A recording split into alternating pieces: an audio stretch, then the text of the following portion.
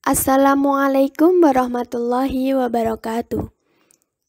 Di sini saya akan mempresentasikan tentang perkembangan biologis dan perkembangan kognitif.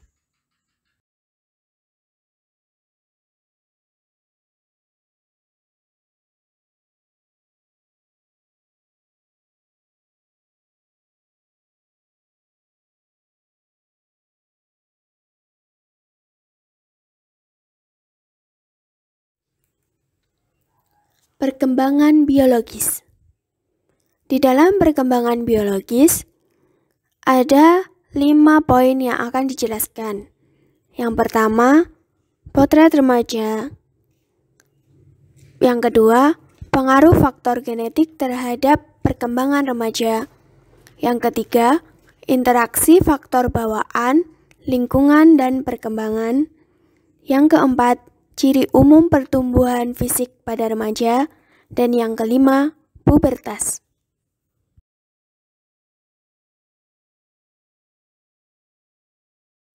Potret remaja.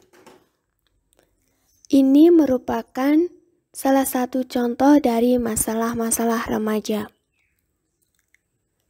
Cetusan hati remaja di tengah perubahan pubertas yang sedang mereka alami membuktikan adanya gejolak dalam tubuh setelah masa pertumbuhan yang tenang. Meski segala perubahan tersebut memunculkan perasaan bingung, berbagai pertanyaan, ketakutan, dan kecemasan, kebanyakan di antara kita berhasil melaluinya dengan baik.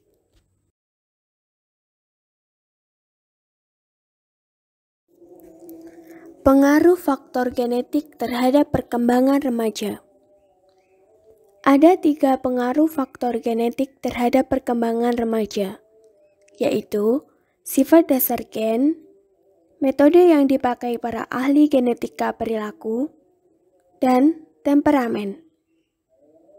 Yang pertama, sifat dasar gen. Terdapat 3 sifat dasar gen, antara lain genotip, fenotip, dan rentang reaksi.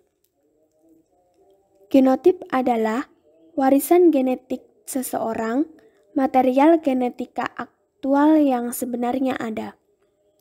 Namun demikian, tidak semua material genetik tersebut jelas tampak pada ciri-ciri yang tampil atau dapat diukur pada diri kita. Fenotip adalah bagaimana genotip seseorang tampil dalam ciri-ciri yang dapat diamati dan diukur.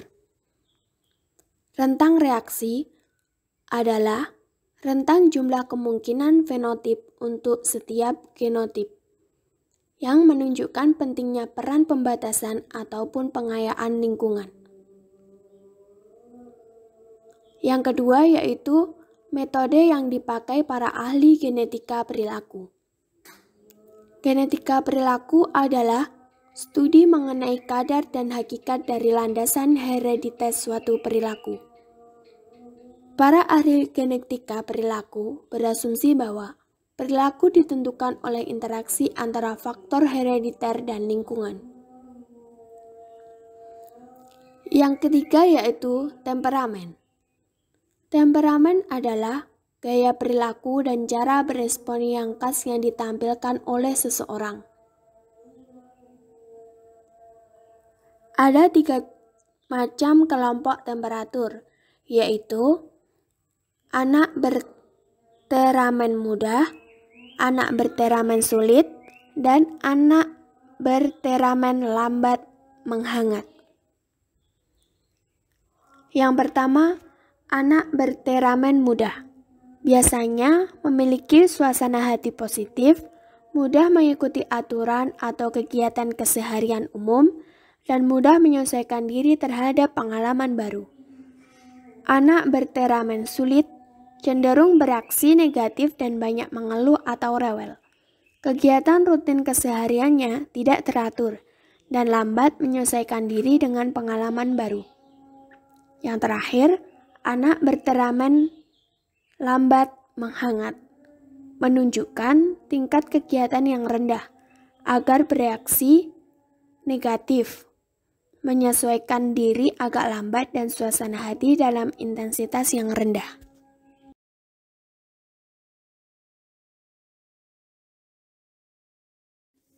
Interaktif faktor bawaan, lingkungan, dan perkembangan. Terdapat 2 poin yang akan dibahas di dalam interaktif faktor bawaan, lingkungan, dan perkembangan.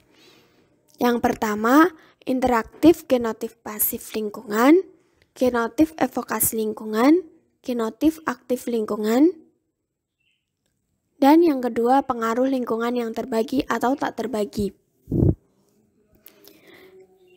Interaktif genotif pasif lingkungan, genotif evokatif lingkungan, genotif aktif lingkungan. Ahli genetika perilaku Sandra Scar percaya bahwa lingkungan yang dipilihkan para orang tua untuk anak dan remaja mereka sampai kadar tertentu tergantung pada genotip yang dimiliki orang tua itu sendiri. Para ahli genetika perilaku percaya bahwa faktor bawaan dan lingkungan berinteraksi dengan 3 cara, yaitu pasif, evokatif, dan aktif.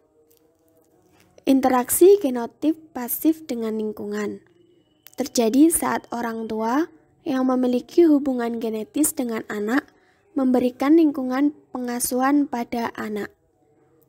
Interaksi genotip evokatif dengan lingkungan terjadi karena genotip anak akan menimbulkan jenis lingkungan fisik dan sosial tertentu. Interaktif genotip aktif dengan lingkungan terjadi saat anak dan remaja menjelajahi lingkungan yang mereka pandang menarik dan menantang. Yang kedua yaitu pengaruh lingkungan yang terbagi atau tak terbagi. Ahli genetika perilaku Robert Plomin percaya bahwa cara pengasuhan yang sama atau lingkungan yang sama memberikan pengaruh yang kecil terhadap variasi perbedaan kepribadian atau minat remaja. Dengan kata lain, meskipun 2 remaja tingkat serumah dengan orang tua yang sama, kepribadian mereka kerap kali berbeda.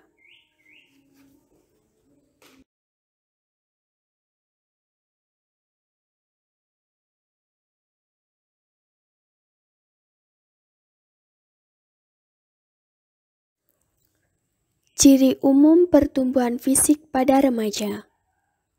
Aspek perkembangan fisik remaja yang paling banyak mendapat perhatian selama ini adalah tinggi dan berat badan, pertumbuhan kerangka tubuh, fungsi reproduksi, dan perubahan hormonal.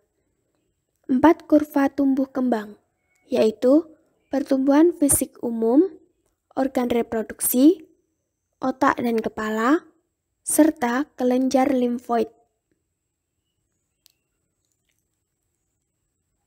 Terdapat faktor-faktor yang memengaruhi kurva pertumbuhan. Sampai saat ini, sedikitnya ada 4 mekanisme yang diketahui berpengaruh terhadap kurva pertumbuhan, yaitu faktor mencari sasaran atau penstabilan diri, kecepatan kematangan, pengaruh umpan balik, dan massa tubuh. Kecepatan kematangan yang berbeda diketahui terjadi pada bagian-bagian tubuh yang berbeda. Pengaturan berdasarkan umpan balik melibatkan penyesuaian diri struktur biologis terhadap umpan balik.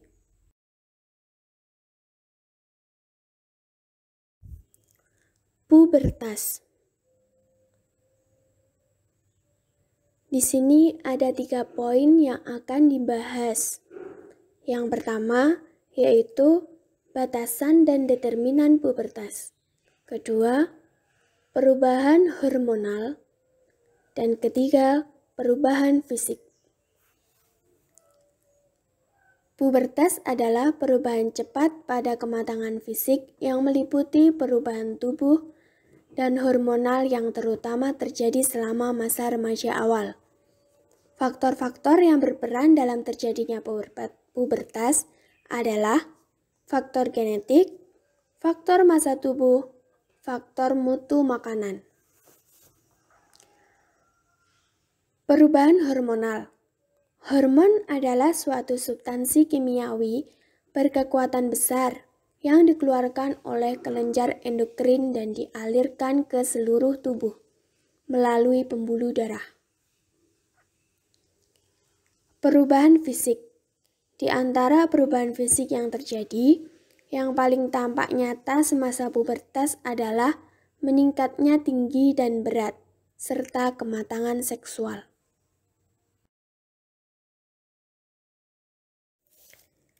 Yang kedua, yaitu perkembangan kognitif. Ada dua materi yang akan kita bahas tentang perkembangan kognitif, yaitu pandangan Piaget tentang perkembangan kognitif dan pandangan Brunner tentang perkembangan kognitif.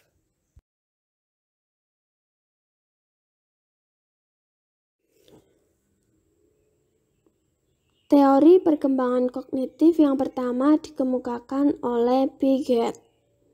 Jean Piaget adalah pakar psikologi dari Swiss yang hidup dari tahun 1896 sampai 1980. Teori perkembangan kognitif Piaget salah satu teori yang menjelaskan bagaimana anak berinteraksi dan menginterpretasikan objek dan kejadian-kejadian sekitarnya. Piaget menskemakan perkembangan kognitif manusia sebagai berikut. Tahap sensori motorik, tahap preoperasional, tahap operasional konkret, dan tahap operasional formal. Tahap sensori motorik yang berlangsung sejak masa bayi sampai sekitar usia 2 tahun.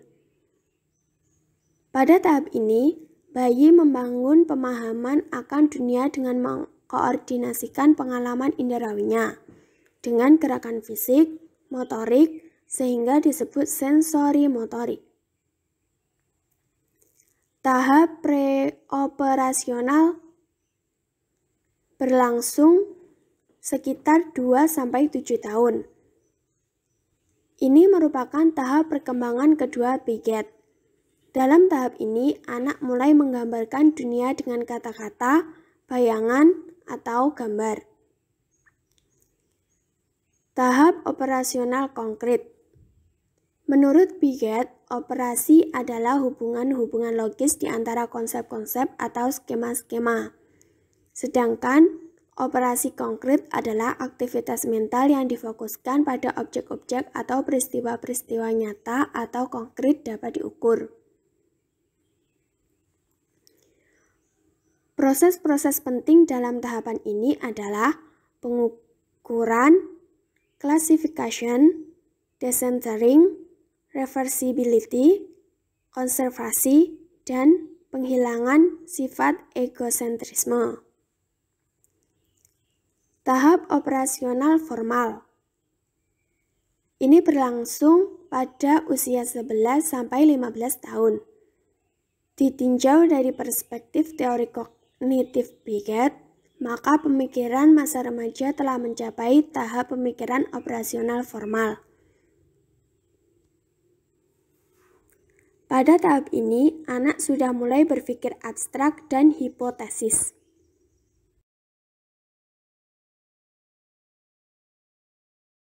Teori kognitif yang kedua dikemukakan oleh Brunner. Menurut teori Brunner, peserta didik berpikir dan mencipta melalui inquiry dan peran-peran yang dimainkan dalam pembelajaran. Tahapan tersebut digambarkan sebagai berikut. Tahap enaktif, tahap ikonik, dan tahap simbolik. Tahap enaktif, pengetahuan diperoleh melalui respon-respon motorik. Pada tahap ini, anak memulai memahami lingkungan melalui gerakan atau aksi. Tahap ikonik, pengetahuan lebih banyak berasal dari gambar imajinasi. Anak membawa informasi yang didapatkannya melalui imajiner. Tahap simbolik. Pada tahap ini, pengetahuan lebih banyak berasal dari kata-kata yang berubah-ubah, simbol matematika, dan simbol sistem. Terima kasih atas perhatiannya. Sekian presentasi yang dapat saya sampaikan. Ada kurang lebihnya, saya mohon maaf. Wallahul muwaffiq ila aqwamit thoriq. Wassalamualaikum warahmatullahi wabarakatuh.